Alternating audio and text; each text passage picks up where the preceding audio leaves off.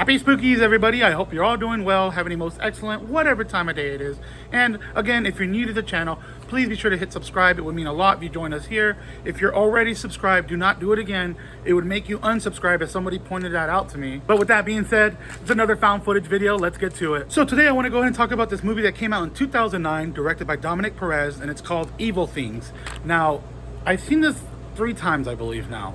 The first 2 times I saw this a few years ago, and I don't know why I didn't really care for it back then, but just the other day, I was watching it in the morning, and I was like, okay, let me just find something on. I'll just put this on. I needed something to watch while I was feeding the baby, and surprisingly, I don't know why it affected me a lot differently, but damn, this is actually this is a low budget but effective movie. It came out 2009, like I said.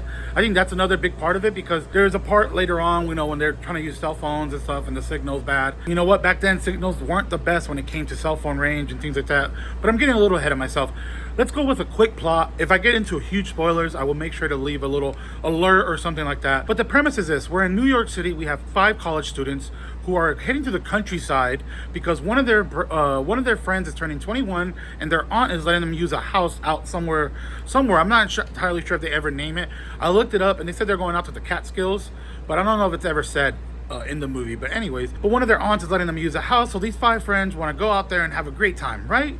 And I mean, it says it right in the tagline of the movie. 5 friends head out one day, 48 hours later, they all vanish without a trace until now. One of the biggest cliches in found footage is everybody has to die by the end of the movie. But it's all about how we get to the destination, right? It's, that might be a tiny little spoiler, but for me, it's all about how we get there. Now, it doesn't matter if I find out right away off the tagline they all die. And I know what you're thinking. You've seen this type of movie before. Of course, people go out to a vacation home or something, and something happens to them and they're never seen again. What makes this so different, huh? Let's get into it. The movie starts off with one of our friends going around New York City, picking them all up one by one. One of my favorite things about this movie are the settings. I loved seeing the countryside of New York. I thought that was great, the snowy setting. But what I really enjoyed, and I wish there was more of, was the New York City part. I've never been to the East Coast, really. I think the farthest I've ever been was like Louisiana or Missouri, something like that. Seeing them drive around the city really quick, and they drive through like Grand Central, or they say something like that. I'm not entirely sure what the geography of New York, but they say they're driving around somewhere and it just looks beautiful. All the structures of New York, damn, dude, I want to visit. Oh, and the movie stars Laura Castillo, Morgan Hopper, Tori Weiss, Ryan Maesland, and Alyssa Mesdorf.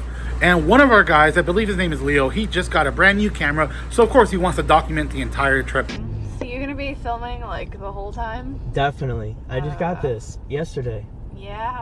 So it picks up with them driving through the snowy terrain, and right off the bat, we start encountering this van that that's kind of like riding their ass, and then ends up overtaking them and everybody's like, oh, what the fuck, asshole, like, wow, okay. People get all overreactive sometimes. But then that van, for some reason, immediately starts to slow the hell down, basically blocking them, and everybody's all upset about it, so they end up doing what the van just did to them. They end up overtaking the van.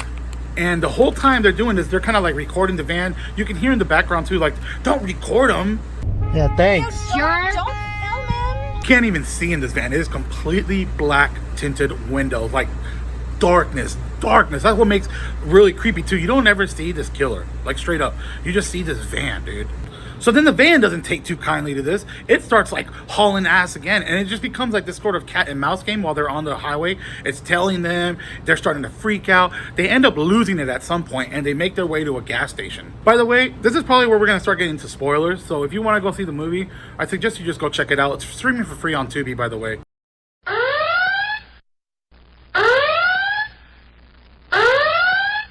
So at the gas station, they're picking up snacks, etc. And 2 of them actually notice the van and don't want to say anything, but the camera guy notices them, and they turn over and you see the van just lurking, dude. And I'm telling you, this is creepy. Imagine just being out taking a trip with your friends, and all of a sudden you're being harassed by some creepy fucking van. So we're back on the road again, and again, it's a sort of cat and mouse. They end up losing it, but it's still pretty intense this whole time, like, because it's dark, they can't really see much. But they find out where they're going, and they're like, okay, we're 15 minutes away, but let's go get some food first. So while they're at the diner, they're all chilling, having a good time. Also, none of these characters I found overly annoying. That's a problem a lot with found footage movies. It's a lot of characters are so annoying, you just don't even want to watch the movie. But these are just all chill people. I like to think of this as like a sort of a vacation found footage movie where just chill people going to a destination, not much is happening. But while they're at the diner, guess who they see?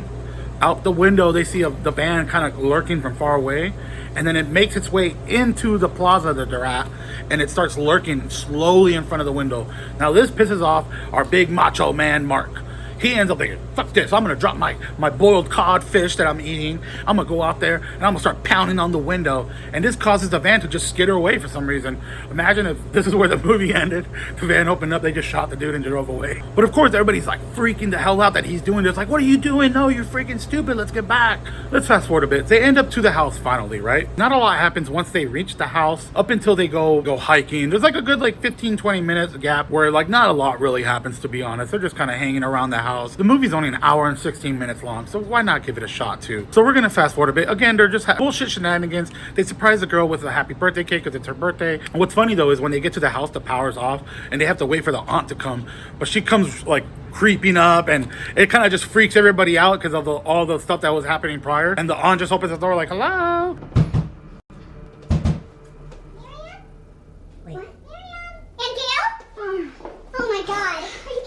He's like, oh my god, you scared us. So anyways, they get the power on, you know, the whole night passes. The next day they decide to go hiking. And I don't know why. I guess they don't have a map or something. I don't know. But also what I do like is they're out there, you know, enjoying the scenery. I was enjoying the scenery, to be honest. But I love found footage because it reminds me of this Holliston episode where Adam Green does this kind of joke on found footage movies. It's the whole found footage Holliston episode of The Hobgoblin. But in the episode, they talk about how found footage movies, like people are just hanging out in the daytime. All of a sudden, it's a hard cut to the night. Dark again? That's the beauty of a hard cut to a graphic that says Night 2. This is exactly what happens because they're out in the middle of the daytime. All of a sudden, the next shot of them is it's nighttime and they're lost. Wait, where's Miriam? Well, we can't just keep. Yeah. Now, this is where it starts to pick up everybody, okay?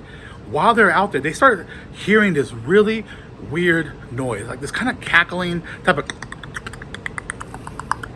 some weird ass shit like that. Two. Shh, shh, shh. Oh shit, you guys! Shh. And then somebody ends up stepping on a branch and it freaks everybody out and they start dip setting. What's that? What was that? Holy shit! Run! Oh my god! Guys, stop! Guys, stop! It reminded me of like the Blair Witch Project right there. But yeah, everybody starts running like blindly in the freaking dark. Somehow they end up making it back to the house. And they're all having dinner. They're all like, oh, what a night, you know? And while they're having dinner, the phone starts ringing. Now, the girl is like, you know, I'm not going to pick up my aunt's phone, but it's just continuously ringing. So like, fuck it. Picks it up. Hello? Just hangs up like, no, it's nobody. Goes to sit back down. A few seconds pass by. Happens once again. This is where the shit starts to hit the fan. Like really starts picking up right here. After she picks it up a second time, hangs it up like, no, nobody, I don't know. Nobody's answering the line. There's a knock on the door.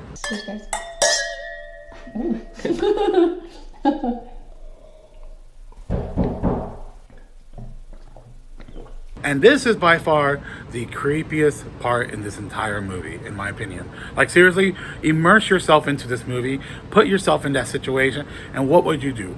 You're out there, who the fuck is knocking? I guess it could be the aunt, but that's the only other person I can think of. So there's a knock on the door right after the phone was ringing too. That's some creepy shit. And guess what's in front of the door? Is like a package, a tape or a DVD, I can't recall. And it's footage of, and it's them being filmed. It's footage of them and their entire trip from the perspective of the van, dude. It's been stalking them the entire time. It knows where they at. He's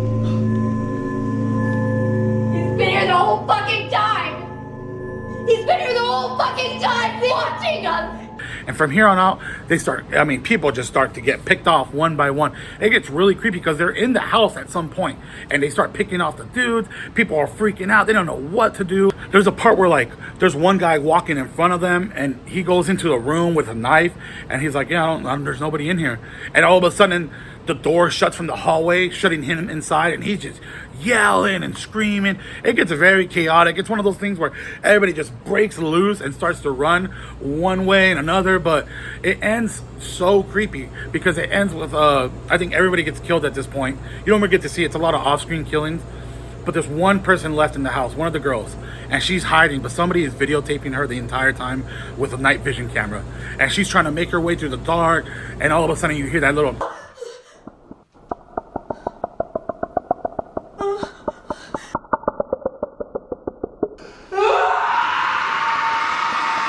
but then it's not over just yet. Then we see somebody in a room watching their footage, and it's like 4 different screens of 4 different angles of them, just all the footage they've been recording. And then it cuts to, I believe it's, I don't know, the big park, Central Park. It might be Central Park in New York City. Somebody is filming people, and it's obviously the killer or whoever this killer is, and it fixates on a group of like college students that are filming with a camera. Now I'm not sure if the killer is just attracted to like people that are filming and stuff like that, but it starts following them around, and it kind of leads you to believe that it's in a cycle all over again, but with a whole group of people. And that is Evil Things. I don't know if I did a good job explaining that, honestly. I hope you stopped when I gave the spoiler warning and just went to go watch it and then came back, because it really is a decent movie in my opinion. I found it to be very effective. I don't know why it hit me a little harder this time than it did the last couple times, but yeah, it was creepy, especially once you're able to really immerse yourself once shit starts hitting the fan. Because like I said, imagine being out there, you're with a group of friends, your cell phones aren't really working because 2009 cell phones aren't the best back then. Yeah, anyways, I'm gonna go ahead and shut up. Let me know in the comments what you thought about the video. If there's a movie you'd like me to check out, review, just want to, you know, recommend to me, please let me know. I'm begging you, please. Vogue, baby, Vogue out. Happy spookies.